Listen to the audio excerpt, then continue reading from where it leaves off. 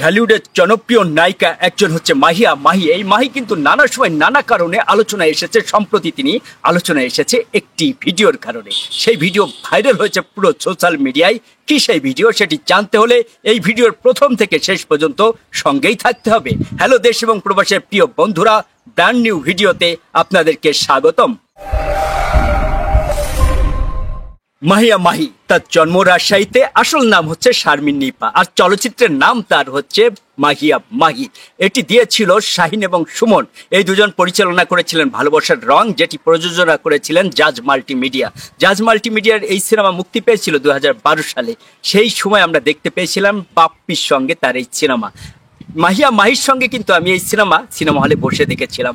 সেখানে ছিল মাহিয়া মাহির মা এবং পূজাচেরি তখন খুবই ছোট্ট। পূজাচেরি মাহিয়া মাহির ছোট বোনের চরিত্র অভিনয় করেছিল, আর এটি পরিচালনা করেছিল শাহিন সুমন। সেই সিনেমা আমরা দেখেছিলাম সনি সিনেমা হলে। মাহিয়া মাহি বোরকা পরে গিয়েছিল সেই সিনেমা দেখতে। মাহিয়া মাহির সঙ্গে ছিল মা এবং পূজাচেরির সঙ্গে ছিল তার মা।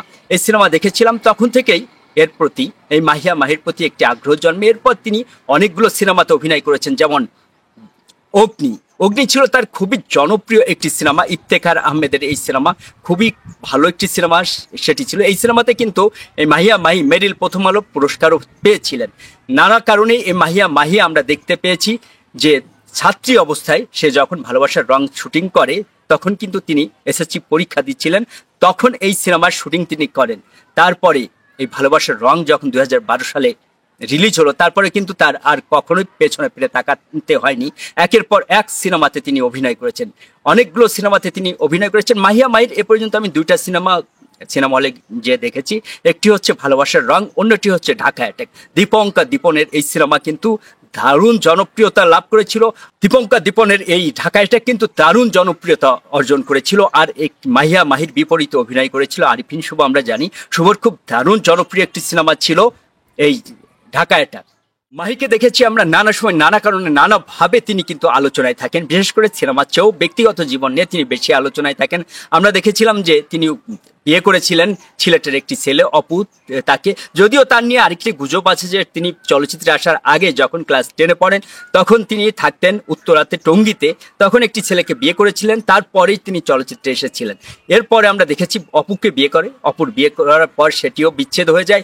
এরপর গাজীপুরের একটি ছেলে রাকিব সরকার তাকে বিয়ে করে, এবং তাকে বিয়ে করে খুবই আলোচনায় আসেন এই মাহিয়া মাহি। তখন কিন্তু দারুণ আলোচনা হয়েছিল এই মাহিকে নিয়ে। তখন আমরা দেখতে পেয়েছিলাম যে তিনি ফেসবুক লাইভে এসে একজনের নামে কিছু কথা বলেছিলেন, তারপরে তিনি কেস করে দেন। ঢাকা মেট্রোপলিটন পুলিশ বাদী হয়ে কেস করে দেন, এবং তিনি হযরত শাহজালাল বিমানবন্দর দিয়ে যাওয়ার সময় গ্রেপ্তার হয়েছিলেন। এরপর তিনি যদিও ছাড়া পেয়েছিলেন, ছাড়া পেয়ে আওয়ামী লীগ থেকে মনোনয়ন নেওয়ার চেষ্টা করেছিলেন, তিনি সংসদ সদস্য হবেন, যদিও আওয়ামী লীগ থেকে তিনি মনোনয়ন পাননি। এরপর তিনি স্বতন্ত্রভাবে দাঁড়িয়ে যান রাজশাহী থেকে ট্রাক মার্কায়। তখন কিন্তু দারুণ আলোচনায় এসেছিলেন এই মাহি।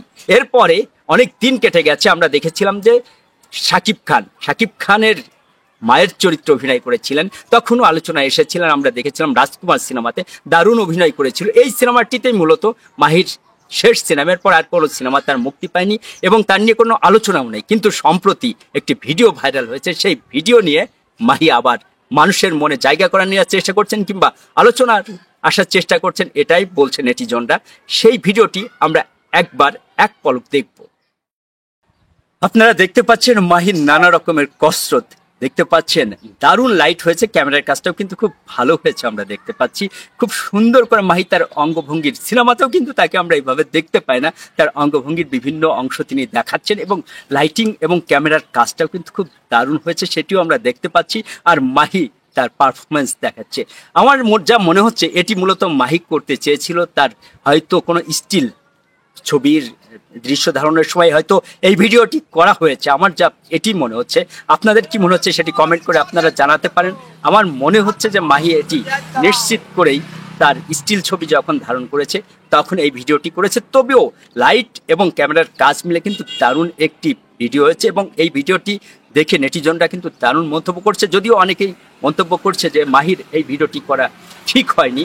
আমার মনে হচ্ছে যে প্রত্যেক অভিনয় শিল্পীরই একটি নিজস্ব মতামত থাকবে, সেই হিসাবে মাহির এই ভিডিওটি করার ভালো হয়েছে। যদিও অনেকে বলছি আমরা অনুচিত হয়েছে, কারণ এই সময়টা খুব উত্তাল, তারপর আমার মনে হয় না যে মাহির এই কাজটি খুব ভালো হয়েছে, দারুণ হয়েছে। এবং মাহি নতুনভাবে এখন তিনি একা সিঙ্গেল মাদার হিসাবে তার ছেলেকে নিয়ে আছেন, যদিও এই রাকিবের সঙ্গে তার ছাড়াছাড়ি হয়ে গেছে সেটিও আমরা জানি। এবং মাহি এখন সিঙ্গেল মাদার হিসাবে তার ছেলেকে বড় করছে। সিনেমাতে এখন কাজ নেই, গোটা বাংলাদেশে কোনো সিনেমা হচ্ছে না সেটিও আমরা জানি যদিও। এবং মাহি কোনো সিনেমায় আপাতত দেখতে পাচ্ছেন না অভিনয় করছেন, তবে এই ভিডিও যে তিনি খুব আলোচনায় আসছেন সেটি বলাই যে দারুণ হয়েছে। আমার মনে হচ্ছে এই ভিডিওটি খুব চমৎকার একটি ভিডিও হয়েছে এবং খুব ভালো লাগছে মাহির এই ভিডিওটি দেখে। মাহিকে দেখতে পেয়েছি যে তিনি চলচ্চিত্র জীবনের চেয়ে তার ব্যক্তিগত জীবন নিয়ে বিভিন্ন সময় বিয়ে এবং নানা রকমের রাজনৈতিক আলোচনার মাধ্যমে বেশি মানুষের মনোযোগ আকর্ষণ করেছেন।